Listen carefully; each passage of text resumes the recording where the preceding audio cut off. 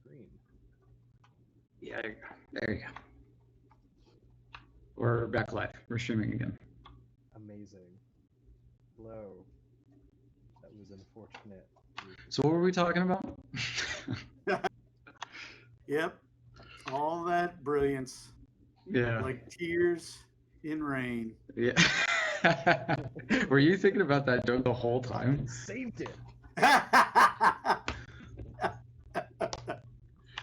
Okay, so I think I kind of remember what we were talking about. So, oh yeah, Cleveland was mentioning he was mentioning the difference between the main Cyberpunk Reddit and the low sodium Cyberpunk Reddit, which led me to talking about the ludological text of Cyberpunk, right? Which is like the narrative communication of Cyberpunk. And I think what's interesting is that a lot of people were expecting this to be some form of life simulator, but what I was excited for was that I knew that CDPR was their great strength as a developer is that they understand classical narrative, and they understand how to make their ludic text, their gameplay text, fit a classical narrative framework better than any developer I've ever experienced. And I was wondering for you two if that was true, if you found this to be true. And so for those of us, I mean, maybe everybody on Twitch is way ahead of me on this. I don't doubt that a bit. But so what are the other what are the other texts? What are the other CD Project Red texts that you're thinking of and referencing and maybe just talk a little bit about those narratives? Yeah, sure. Witcher 3. Yeah, Witcher 3. Okay, Witcher 3. I played a little bit of that, but not a ton of it. Witcher 3 and go ahead, Cleveland. Sorry. The quest I always see brought up in regards to Witcher 3, and I haven't gotten very far, but are the Bloody Baron quest line for being heavily emotional, and the one at the beginning of the game where the old lady sends you inside to look for the pan. Right. Yeah. Mm-hmm.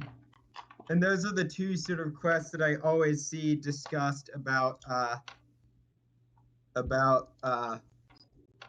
The Witcher 3 and sort of the narrative.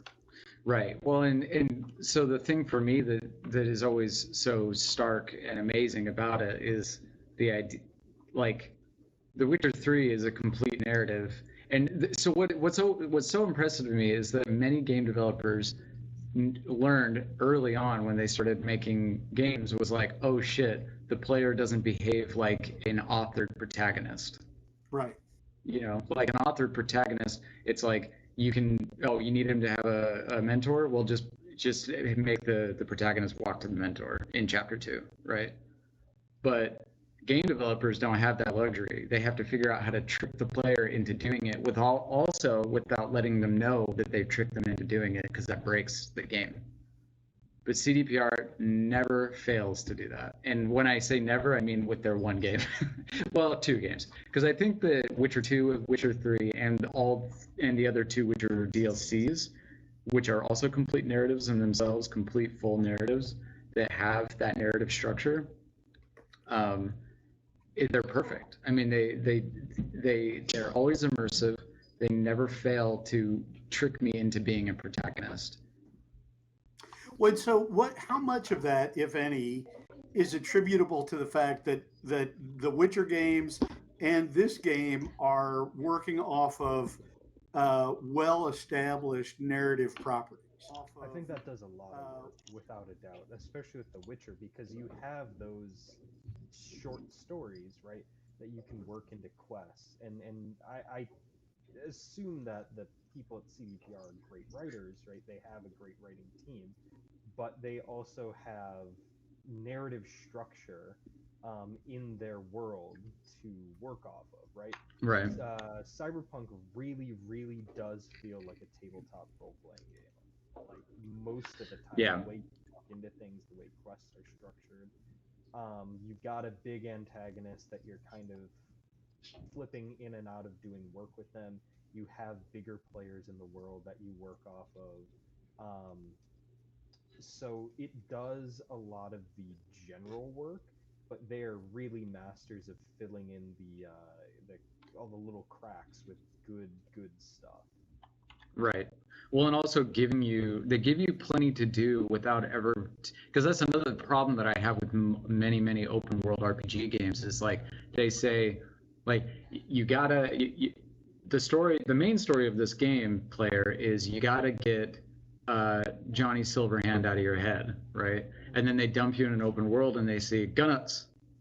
Like that happened in Oblivion and Skyrim, where they were like, "Oh my God, you have to become the lead Viking magic guy," and then they're like, "Oh, actually, I mean, just get to it when you get to it."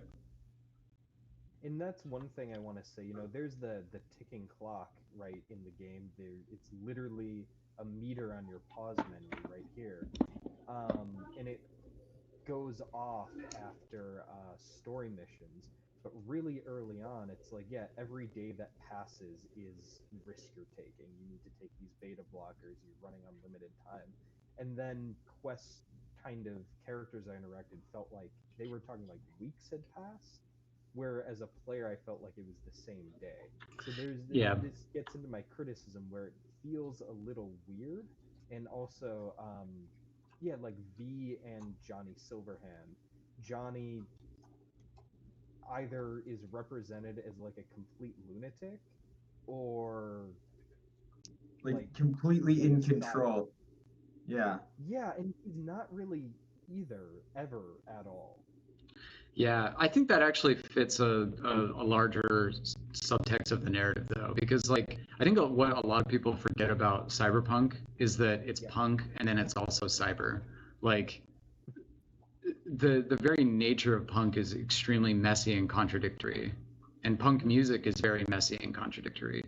And I think that like I do agree in some sense that the friends, the companion NPCs, they do tend to, maybe sometimes it sounds like they're talking like more times past than it has, but I also think that's just an impossibility. Like I just don't know how you write it other than like accounting for every permutation of a player and where they go and how long it takes for them to get to specific quests. It's just like it's I would just say some unbelievable. like mandatory time skips for certain missions. Like there are Yeah. some that flip it to day. They make you wait a day before a character calls you, like for the races. Just a little bit more of that. Yeah. Little Yeah, consistent. maybe. And that's I getting kind of nitpicky because again, yeah, you're talking about like game structure, and that's so secondary to all the good stuff that's going on. It just it is something that distracts me from getting super sucked into the world, and maybe that's me having the same complaint as other people, wanting this to be a little more simulation-y than what the final product is. Yeah, I don't know, because like for me, like it was more immersive. The fact that like Oh yeah. because I've played Elite Dangerous, and Elite Dangerous is a simulation. I mean, that is a pure simulation. It is also immersion breaking in its pure simulationness because it's so open that it, like, I kind of don't feel like I matter. I don't like and that can be good in some ways, but I I still want some form of authored, at least slightly authored experience in that type of game. But I feel like in Cyberpunk, it's like because you got to think of like how they organize their priorities, right? They're like, okay, we need a fun game, we need an awesome story, we need people to be able to every single conceivable. We need a system which will allow for every single permutation of how somebody might end up playing it. Like I know people who literally haven't touched a single story mission yet, and all they've done is gone through the entire backlog of secondary quests, right? And that's strange. That's like a strange thing to do. Because to me, like I was so enticed by the main story, and so so that means they also have to write their story so that it can accommodate for that play style, or they have to accommodate the story so that somebody who just wants to blast straight through it, and they do tend to like slow them down in a good way. Like they don't let you just blast straight through the story. They say like, okay, you got to wait a day before you can make the next before you can do the next quest. And And for me, like that was all just so good because I was like nervous, but I was also running out of money because I needed to get that thing. And so I was like, okay, well, I'll go do these jobs. And then, Takamura calls me and I'm like, okay, I'll help you. And then Pan Am calls me and I'm like, oh shit, I'm on my way to help Takamura. And like, Yeah. to me, like this feels like it's a genuine step past Fallout. Because in Fallout, it's just like wander into town. There's 5 people. They've always had the same problem. They're like, we need you to go kill that thing. It's been there for 100 years and maybe here for another 100 years. I have no idea.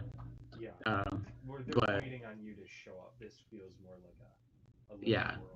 Well, and it feels like you step into the world just as at the moment that it needed you. You know what I mean? Rather than like a world that exists for you. Sure. Um, and that fits with the cyberpunk that it's so busy, it's such a huge world that your presence, whether or not you're there, doesn't matter. And the game is about taking initiative and being someone, making an impact, whatever that is. right. Yeah. That's interesting. I mean, because that really does strike me as different, from other games that I've seen. Is like, and kind of useful and kind of true, right? That I mean, life is like that. Like, it doesn't really, does it matter that you lived? Well, I mean, probably not to much of anybody besides you and those who are extremely close to you, and even some of them are probably waiting for you to die.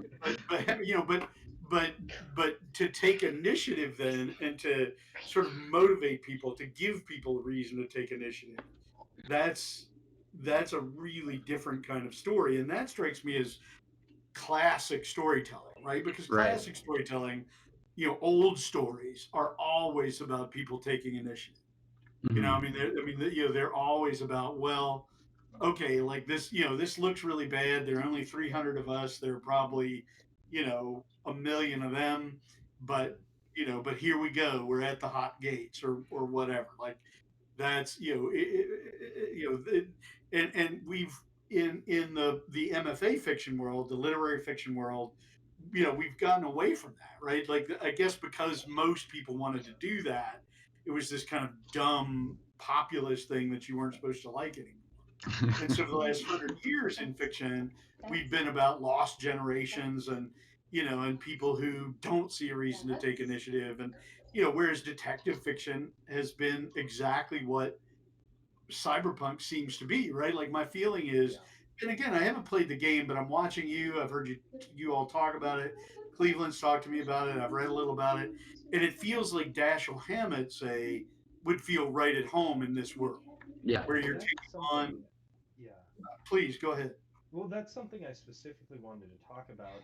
I'm a huge fan of early noir fiction, and so um, it's a little cyberpunk in general, but like this game is a wonderful representation of like organized crime and how that came out of America, right? 20th century after. Let me just blow this window up. So you're actually playing as you talk to us, Matt?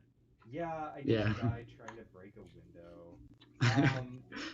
It happens. But organized crime and the Parker character and how that really inspired what Cyberpunk is doing with the megacorps. So for anyone who's not familiar, right, the Parker character, and I'm blanking on the author that introduced him, was kind of this rogue badass who took on. I'm going to pause really quick so I can complete my thought. Who took on organized crime, right? He was one of the first representations of the businessman who's running the criminal organization out in the open, right? I think so. Unescapable. And so Sometimes I see a lot of connection with that and the megacorps, that the megacorps are the ones running the show through legitimate business, but just through their money, their power, the way they manipulated the I government, think he sucks on them. they are more criminal than any of the gangs at any moment. I mean, Yeah. if you read the lore from the original tabletop, the sort of the reason like the US isn't a superpower anymore is because a gang of government agencies, literally called the Gang of Four, sort of started a shadow government and manipulated like politics for like a decade in canon, which caused the collapse of the United States. Yeah, the Gang of the Four is like the CIA, the FBI, and the something else. NSA, DEA. Yeah, right, yeah. Sure. Which is so crazy how like I don't know, it's just relevant. It's just interesting that it's like Well, But I Go mean, ahead. to get really ancient, and maybe I'm reaching here because I haven't I haven't played the games, but I mean, essentially the megacorps are Greek gods, right? I mean, they're Yeah, sure. untouchable in a way, but they have human characteristics. They operate on human, right? They aren't omnipotent and unemotional. They operate like incredibly powerful humans. Right. Is that fair to?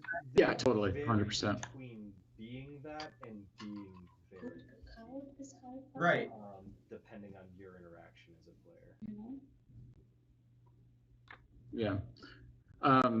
But the I guess the thing that I find interesting about that too is that so another great thing that they did that I think kind of puts up some smoke and mirrors for the player is that your story doesn't make a whole lot of sense. Well, and this is something the CDPR always does, is they don't really give you, it's not full free form RPG like a Fallout game is. It's kind of like Disco. Like Disco, you play as the guy who's in Disco. You don't change his hair. You don't you don't set his height. I mean, you can change the gender of the character, but you're playing V. The name, you can't change the name. The name is V, Yeah. and V is a person, right? Like Geralt is in The Witcher. It's implied that at least if you play the female V, there's the scene in the dollhouse where they say something like Vivian or something, and you right. go, don't use my full name. No one calls me by my full name. Right. But that is your name. Your name Right. is a V name. I know what you're talking about. I did that too, but I can't remember the name. Yeah. But when you play as this person, you're not playing as pure you. And I think one of the things that the game does very good is that it creates a foil. It creates like 5 different foils in the game for you to latch onto. So like if Johnny is your foil, then Johnny is your foil. And you naturally will gravitate toward one of the characters in the game, right? And that's, I think, it does so much work for them from a narrative standpoint because it allows them to not only kind of provide you some backstory on the different regions and the different ideologies and stuff like that, but it also gives you a character to like beside yourself. Because I don't always like V. Like, I don't always like what I say. I feel like there's enough options that I can get close to what I would want to say in a situation, but it's still V. I'm still a street kid. I'm still kind of a gruff dick. Just like Geralt. I mean, Geralt was just kind of a gruff dick. He could be nice, but I couldn't make him as nice as I am. That's because I don't kill monsters, you know. I didn't grow up on the streets of a mega city, and so I like that they do that stuff, and I also like that when they do that stuff, it means that they can build in better narrative arcs than other games can. Much better narrative arcs. And this is another thing I'm talking about. Like, even though Elite Dangerous is really good, there is no such thing as a narrative arc in that game unless I literally write it. Right. Yeah, exactly. I mean, you can do in Elite, you can do emergent play with others. Yeah. And create narrative arcs like, oh, we're going, we're Distant Worlds 2. We're taking a fleet of 10,000 ships to the edge of the universe. At the same time, like, what do you do when you get there? I mean, that's sort of, I love Elite Dangerous. At the same time, I grow frustrated with it because I can imagine it would be fun if I had 10 friends who had lots of time to play Elite Dangerous. Right. Yeah. But as it is, I'm just kind of this lone guy. And I mean, I rarely even see other humans. Yeah. And when I do, like, it's always this, I'm trying to type my responses while I'm flying my ship, and they're weird and from some strange country. And, and so, it's just, it's one of the most like should be satisfying but isn't satisfying experiences. Right. Yeah. But I guess so. So I mean, so what we're talking about is some, um, right? Like I guess it's like verisimilitude in fiction, right? It's you want things to seem real, but you don't want them to actually be real, because real Right. things just aren't that interesting, and real things don't lay out like narrative. Right. And Right. but you don't want it to be on rails either. You don't want it to be so controlled and so scripted that you don't get any choices. And Yeah. so it sounds to me, as somebody who hasn't played this game, like mostly what I'm hearing is, well, they've managed to hit that sweet spot of verisimilitude, Yeah. right? Right. Of giving you something that is like life without being life. Whereas I would say, like, Fallout feels to me like a game where I really don't have any choice. Like, I'm gonna have to free this goddamn town from whatever's plaguing it, right? Like, Right. I don't get to go in and become the warlord, or, I mean, I guess I could kill everybody or something, but Yeah. and something like Elite Dangerous, where it's like, well, okay, like it's just like life. Like, I have a spaceship just like I have a car, and I Mhm. can take that spaceship anywhere just like I could take my car anywhere.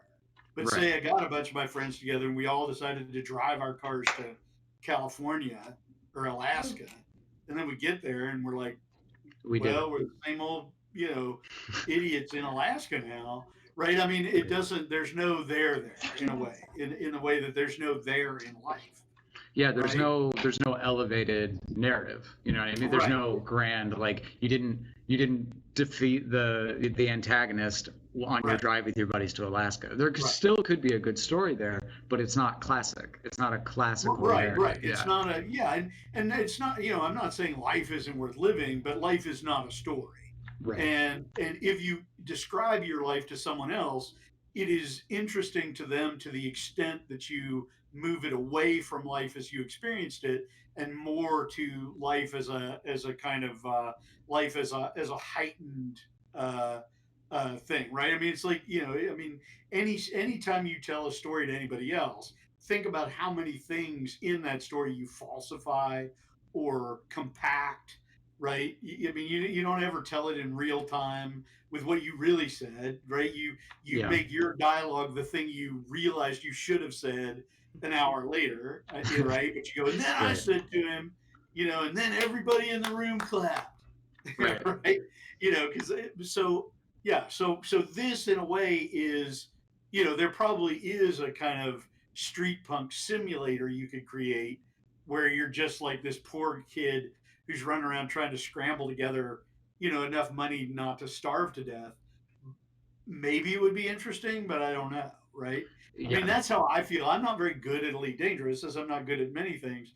And so I spend a lot of time going around and, like NPCs just kick the crap out of me, and I end up going, okay, I'll spend that $250,000 or whatever to get my ship back. And, Right. and then I'm back to like hauling passengers around to safe places and Right. stuff like that. Like, it doesn't really give me a chance to be special. Like, I like a story where you're not special when it starts out, but you have to want to become special, not because that's a noble ambition, although it can be, but because that's the ambition of a story. That's how a Right. story works. And that's Right. what Cyberpunk's thrust is. The game Isn't is that about what- answering the call. Like, Isn't Right. that what Dex says in the car in the car ride in the beginning, where he's like, you can either die quietly or go out a legend. yeah, Right. Yeah. that's the whole game. Right, but this is another thing, and I'm glad you brought that up, Cleveland, because the thing that I find also very interesting is that the game does an unbelievably amazing job of interrogating its own call to action. So it has its inciting incident, and it has its character desire, right? Just like you would have in any novel.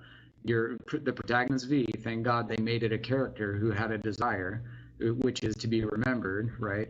And then as they go through their journey and you go through your experience of the story, you realize that V's actual desire, his external desire, does not reflect his internal desire, just as it doesn't reflect the internal desire of the player. Because we notice as we're playing Like, well, what does it matter if we go after Arasaka? What does it matter if we go after these corporations? They still exist. We also have this foil character, Johnny, who did do all of that, and he regrets it too, right? And so he just says, I don't care. I have no regrets. I would have done it again. Damn the consequences. I just did damage to them. that's not what my Johnny said. Interesting. Maybe it's because I was like hell bent on playing it like it's a novel, but that my Johnny has had his anagnoresis. Well, right, and that's the term I was coming to. Right, is anagnoresis. Because that's the end of any classic drama. Yeah, Right. is anagnoresis. Is, oh, all those things I thought I was doing, I was actually doing something else. Right.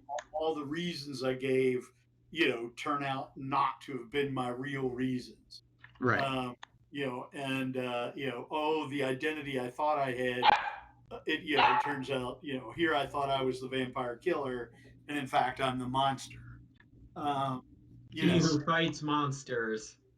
Right. Well, yes. No, I mean, but that's precisely exactly is that,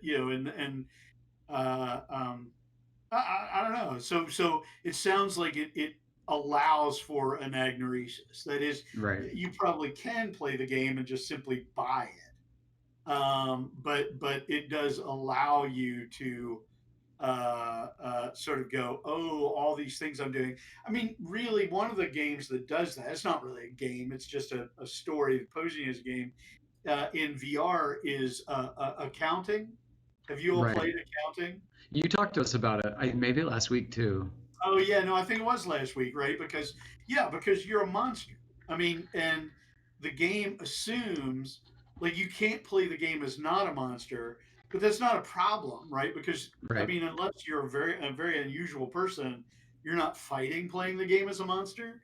Right. So the way the situations appear to you, monstrousness is the only way to get through it, and we're so accustomed to being monstrous, right? Like, nobody ends their game of PUBG, and God comes out at the end and says, my God, what is wrong with you? Like, you see how many people you killed and how callously, right? I mean, these are my creatures. These are my beloved, Right. Right. And so, I mean, so we just assume a kind of monstrous nature, and it's like, well, it's necessary.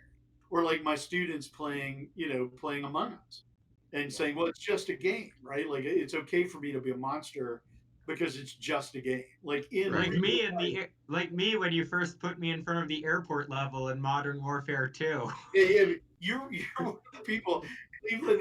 Cleveland just opened up. Like, I mean, I remember thinking, like, how do I get out of this without having to kill like these people? Like, I can't, and Cleveland just opened up on them, man. Before the NPCs did anything, like the doors opened and I just started blasting. Yep. I remember that level so intensely as a child because when I started No Russian, I played it before my brother, and I remember being so shaken by that I called my brother into the room and I restarted the level and we went through it and we said we can't. I don't know. I didn't know how to do it. Like I didn't understand how to do it because it felt so foreign. Like it's that's like such an effective level in a game because it's something that only games can do because it can put you into a position very quickly where you naturally sympathize with your own hands, right? You're looking at your own hands and you naturally sympathize with them and you don't question your own your own doing, Right. your own actions. And if a book had opened like that, where a bunch of guys stepped out of an elevator and started shooting civilians, I don't know if I could do it. Like I'd be like, I hate these people. That's the anti-hero, right? I mean that. Yeah, I should say without sufficient setup, right? Like if there's no save the cat moment, because there's no save the cat moment as far as I'm aware in No Russian. You know what I mean? No. I mean, you're just bad, right? Like you just make a bad choice. Yeah. I mean, you just commit evil. Right. And so yeah, sorry. What were you saying though, anti-hero? What were you saying, Pinckney, about the anti-hero?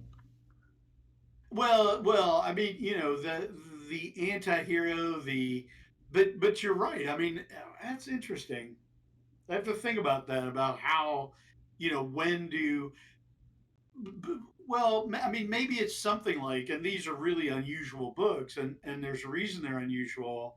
Maybe it is something like Cormac McCarthy's Child of God, right? Right. Where Ballard is not, he's not you, and he's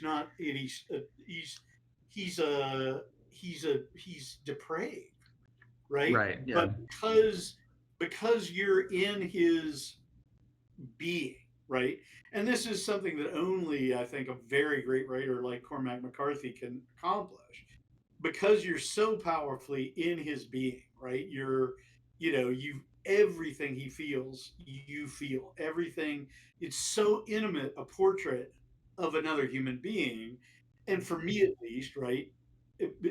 Intimacy with the sensations of another immediately makes me, I feel empathy for them even if I don't feel sympathy. That's true. And it's very easy to say, there, but for the grace of God go I, right? Mhm. That, whereas, a lot of narratives are meant to sort of make you say, well, that guy was bad, so I shot him, right? Right.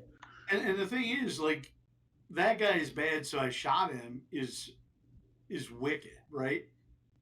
Yeah. Right. I mean there are people who require shooting. I have no question about that. There are people who the right response to them in the world is to shoot them, but to Right. shoot them and then quip is wicked, Right. right? Unless, of course, the quip is actually covering your realization that what you were forced to do is ultimately tragic, Right. Yeah. right? And so, so Ballard in that book deserves shooting, or Paris Trout in Pete Dexter's novel, which used to be famous, but which can't be anymore because it makes you sympathetic or empathetic without sympathy. And I think that's a value that we've gotten confused, right, in the art world Hmm. and maybe in the world at large, is that you can be empathetic, right? You can get somebody totally, and be, in empathy with them and understanding without like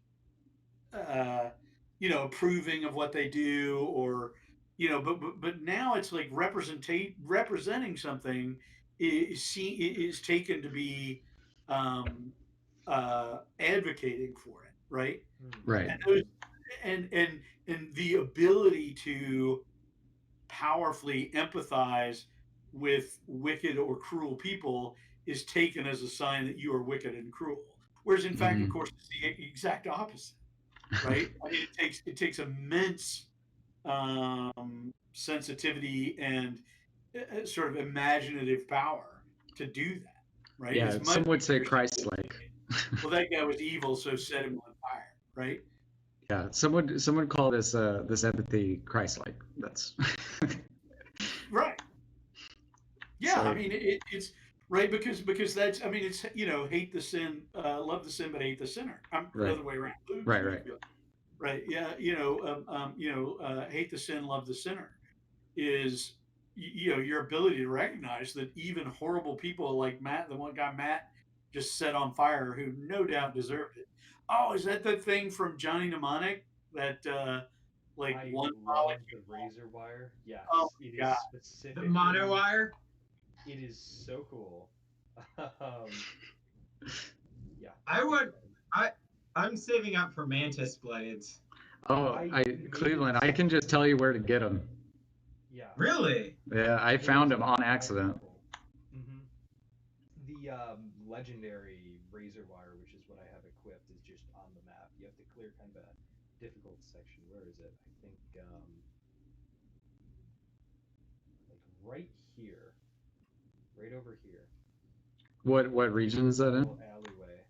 So this is on this corner. So it's in Watson. Oh, okay. In Kabuki. Oh, okay. And so the best is to spawn in on Charter Street.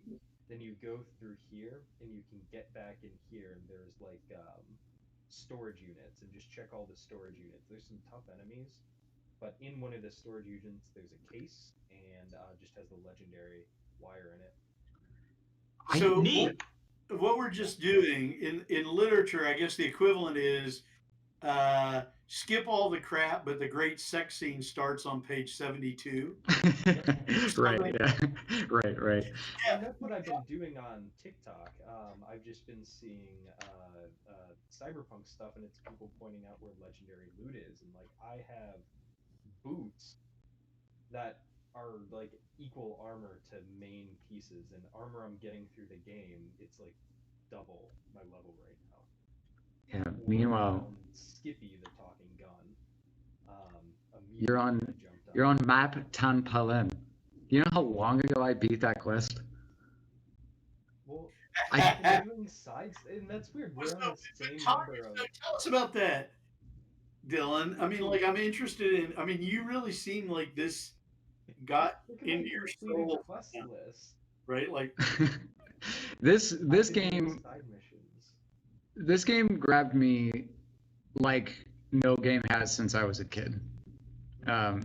Like I remember genuinely, like very clearly, vividly, the night it released, right after our stream, I felt like Christmas Eve. It was weird. Like it was a genuine like. A lot of people say that like, oh yeah, oh my god, I loved it, and they don't mean love. They meant like kind of like when the night that this game came out, because of like my connection with Cyberpunk and how much I've thought about it over the last 3 years, like with my thesis and Sorry you know. about that. Oh, you're good. And how much I love Blade. I mean, Blade Runner 2049 is my favorite film. My second favorite film was Blade Runner. And then up close, somewhere in the top 10 is Dark City and The Matrix.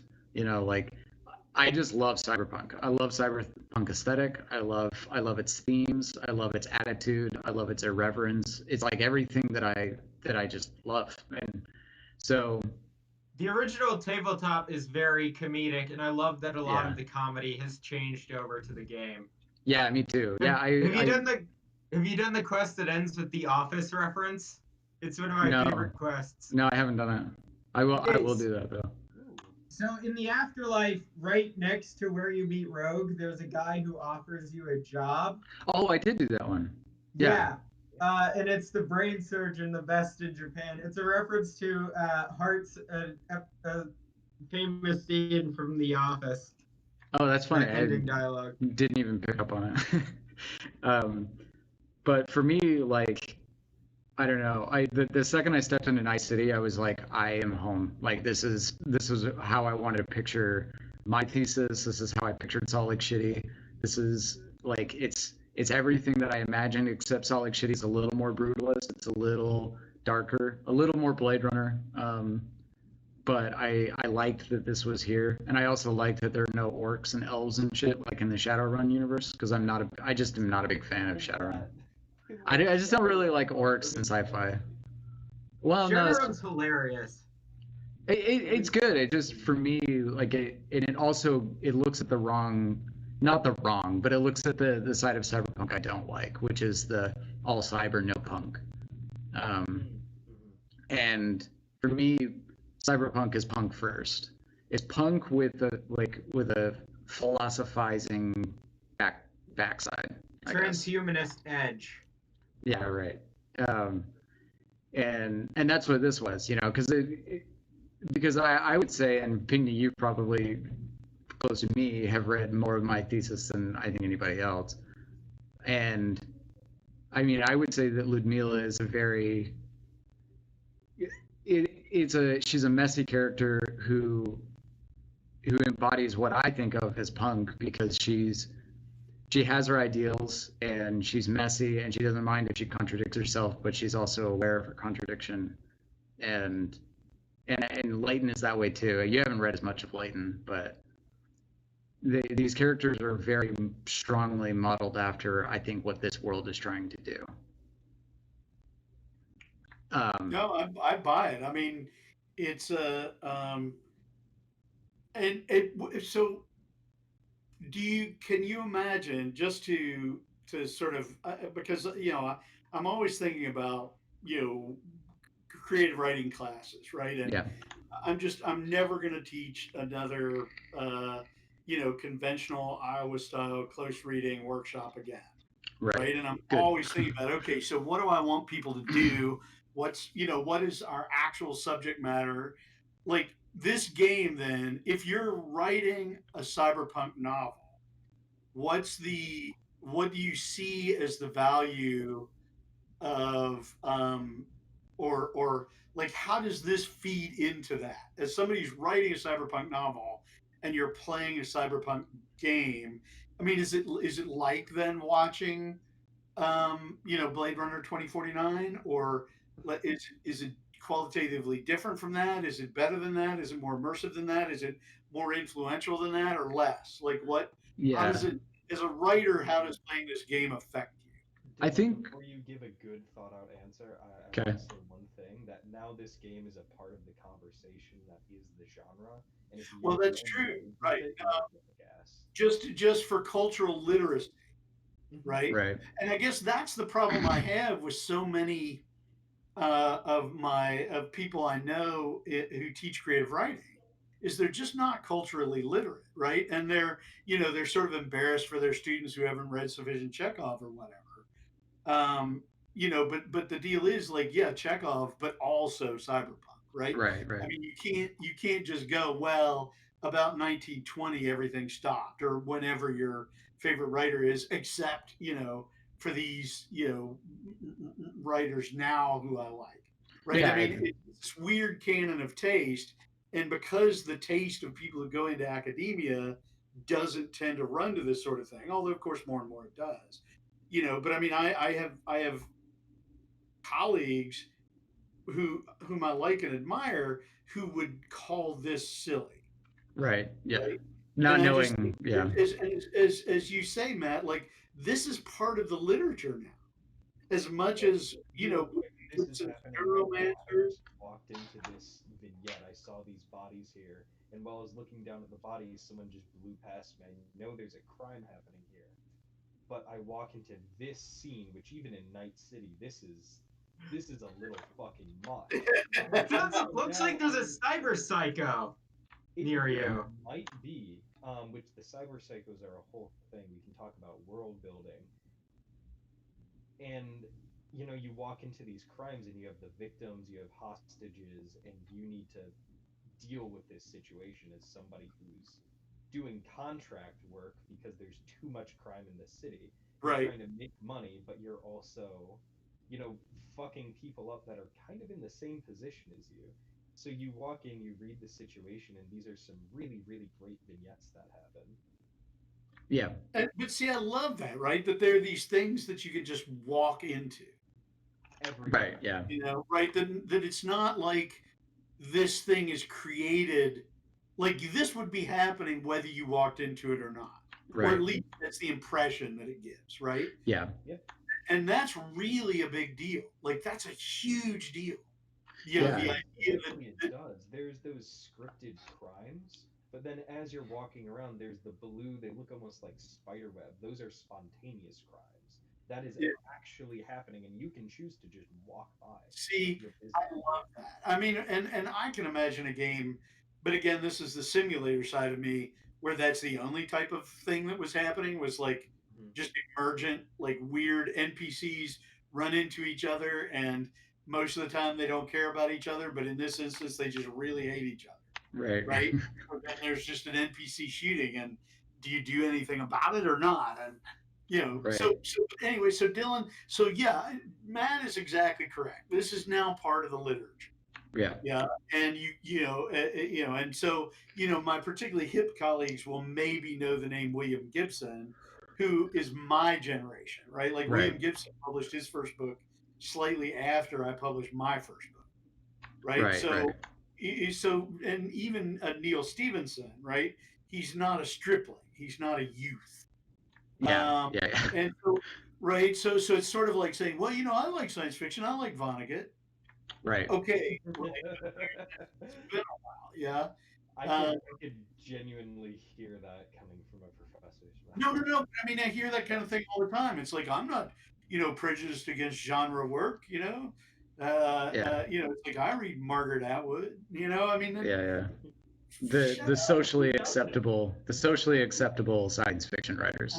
Right. And so, but you want to say like, but isn't it, this is the literature that's being written now, and like I would love to have creative writing classes where we were able to talk about this stuff and where I assigned this as the reading. Like your reading for this week is play 10 hours of Cyberpunk. Right, and try and write one. I think that's what I'm going to start doing. I think that's how my classes are going to be. Is like, okay, this week we read Epic of Gilgamesh, right? Next week we play Cyberpunk. Like I'm gonna, and you have to do a monster story this week, like like the story of Humbaba from the Cedar Forest, right, 5,000 years ago, and now you have to do a cyberpunk story. Right. And so, but I mean, does that seem tenable? Like from your experience of how this affects how you write, if it does? Yeah, it does. Like this and get Cyberpunk, without a doubt. It hits all the themes. It puts you in it. I think if this was someone's only exposure to the genre, they might not know all of its strengths and details and all of its weaknesses and the whole picture of the genre, but they will know the genre. But not even just the genre. I mean, this is like, I think this is legitimately beyond just cyberpunk fiction. I think this is genuinely awesome literary fiction. Like, I think that this is awesome fiction. It's just good fiction. Like, if you could get your master's students, including myself, to write a side quest that's as good as one of the side quests in this game, I would be impressed. Like, they are genuinely very, very well written, and they have arcs. They have characters. They have surprises. I did a side quest last night where all I had to do was push like a dumpster out of the way of a like chipper vending machine. Yeah, I did that one too. Yeah, and I even though all you had to do was push a dumpster, that was a great quest. Yeah. Yeah, I mean, well, it's weird because in that quest you befriend a machine who just wants to be nice to people. It's the only thing that's nice to you, just openly nice to you.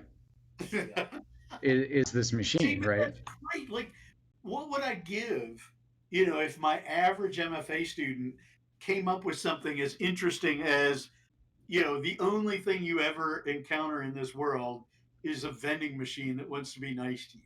Right. Like the only nice thing you encounter is this, artificially machine. But yeah, exactly. I mean, if you think about, okay, so I'm trying to think of like one of the like side quests that I really like. I haven't played one side quest that I didn't like, but the side quests in this game are better written than many, many other things of fiction. And they're side quests, like they're the things that are skippable. They don't play out on some of them do play out on the narrative, but a vast majority of the side quests aren't. So, for example, one of them that I found particularly engaging was I got my call to action. A woman asked me to go investigate this guy who was hiding out in an apartment complex, and he's terrified.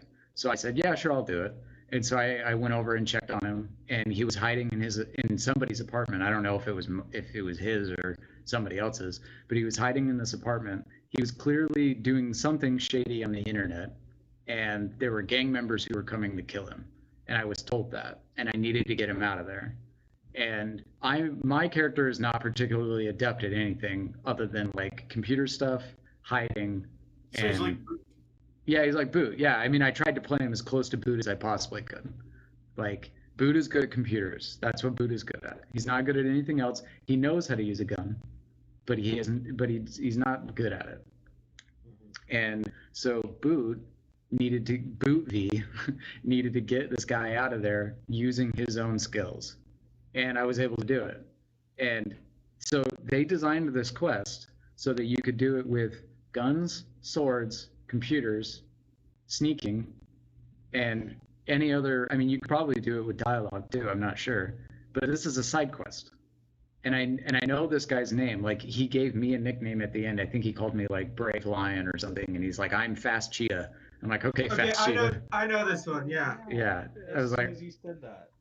Yeah, you remembered the name of a character from a side quest, and he said it in Japanese. He said fast cheetah in Japanese. I thought he was Korean. Korean, whatever. I mean, you know what I mean. So, Whoa. What do you mean, whatever, Dylan? but it just whatever. My memory is not ideal.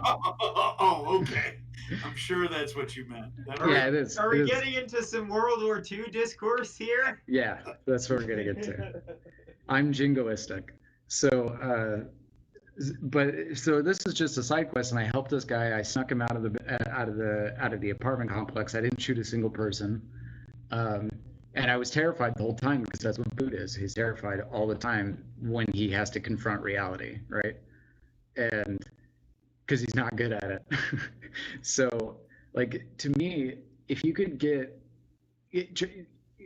one of your MFAs to write a side quest that good, let alone the main quest, which is dealing with themes that are huge. They're side quests, right? I mean, that's actually not at all a bad way to think of a short story, or Right. you know, is a side quest, right? It's Yeah, not, totally. it's an important episode in the character's life, but it's not the character's life. Yeah, it's not the moment. Right? Right, It's right. it's a vignette, it's a moment, an episode. Yeah. It's a powerful one and an interesting one, and obviously a memorable one. Right. Yeah. And I'm sure you know this too, but I mean, you probably taught it to me, but the idea of a short story is that it's supposed to kind of like come in, and it's the story wants to come in, like, have a very smooth takeoff where it was like, oh yeah, this character probably just got done eating eggs, and then the story takes off, and then when it comes in for the landing, it's supposed to end like right before the resolution would happen in a novel, so that it's a smooth exit where the character probably went on to do what they learned in the story, right? They probably went on to take care, like break up with their girlfriend, or kill the guy, or whatever, right? Does that ring true? Yeah, no, that's right. I mean, short stories end with the door open. Yes. Short stories don't close the door. I mean, Yes. certain short stories do, but right. I mean, it's, it doesn't, like, where are you going, where have you been, doesn't end with Arnold Friend like raping and dismembering. Now I can't remember her goddamn name. Oh well. But yet, right, it just ends up with her going and getting in his van.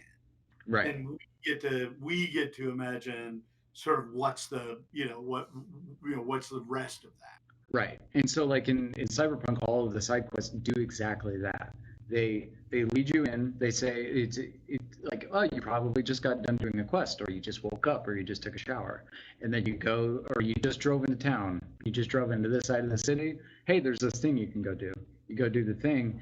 You have a smooth entrance, and then there's a resolution to the story, but it's clear that the story continues. So, like with Fast Cheetah, calling me like Strong Lion or whatever you called me, it's clear that he goes on to do whatever he goes on to do, right?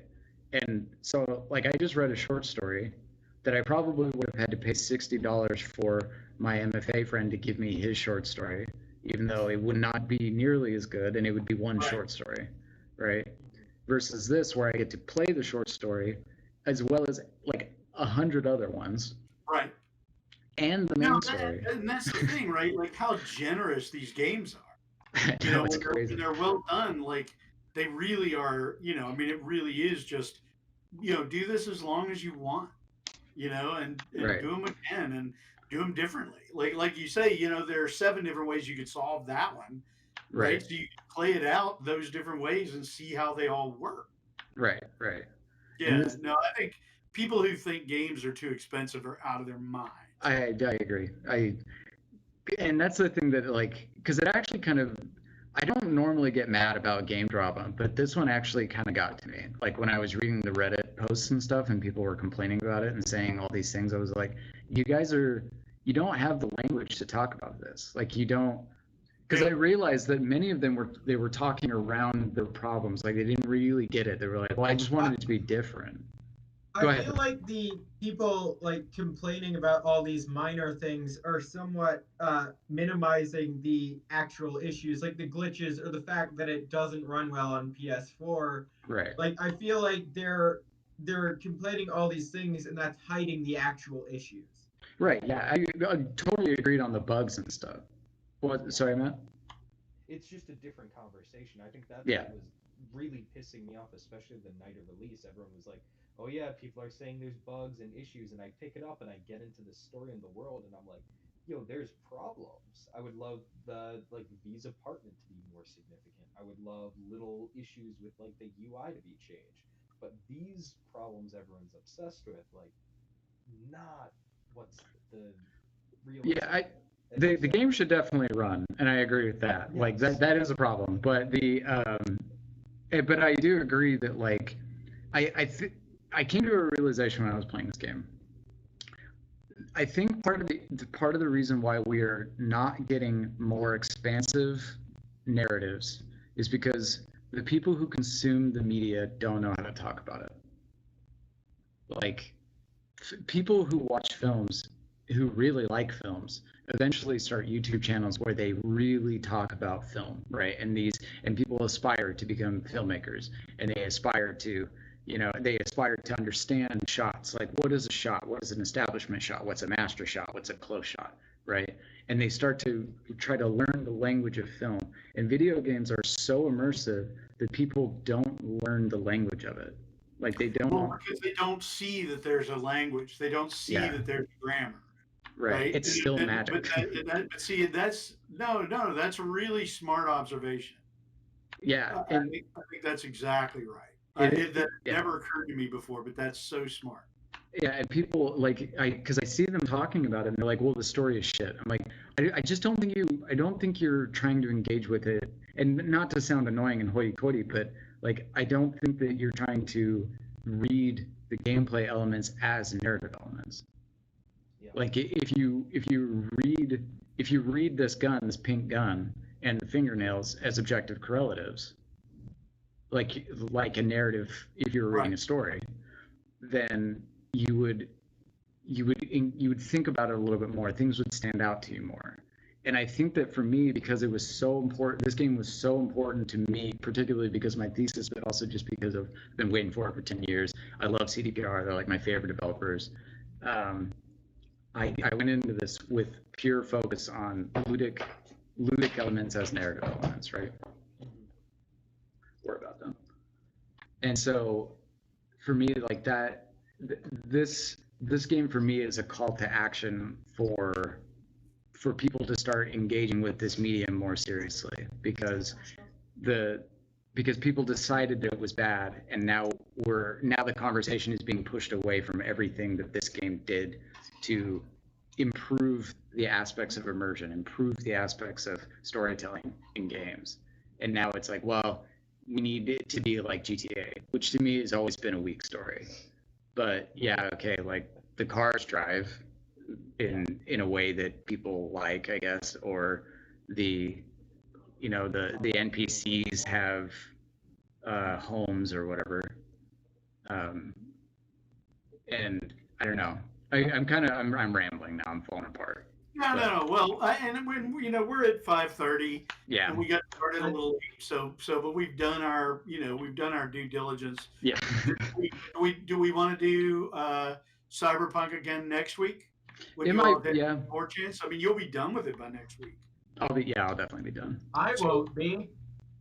And I'll maybe have begun it by next week. So, do we want to try Cyberpunk? I mean, of course, we don't have to make the decision right now, but for our millions of viewers, right? I think it could be worth it. I'll leave it up to Matt to also. Yeah, no, I'm definitely down. Okay. There's a lot to talk about. There's a lot of specific things. I really want to have like a whole 30-minute conversation with you guys about world building. Right. One thing I wanted to say was discuss influence before we go. I had really wanted to talk about this, but you mentioned Takamura earlier, and I noticed my dad and I, as well as my mother, have been watching Columbo, the old detective show. Oh, right, yeah. This is a good story. Glad you reminded us.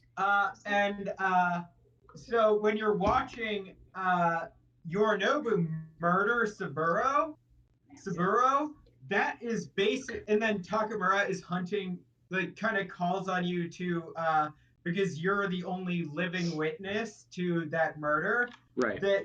That is basically a Columbo episode where Kakamura cool. is Columbo, in that he knows Yorinobu murdered Saburo, but he needs the proof to do it. And also it's very Columbo because that was about like upper class people killing other upper class people. Yeah. And so this is, he murdered his father over a dispute. They're both the heads of the world's largest mega corporation. And so he killed his father, and it's just a plot right out of Columbo, and I found that really neat. Right out of Columbo, yeah, and the person who has to investigate it isn't of the same class as the victim and the perpetrator. Right.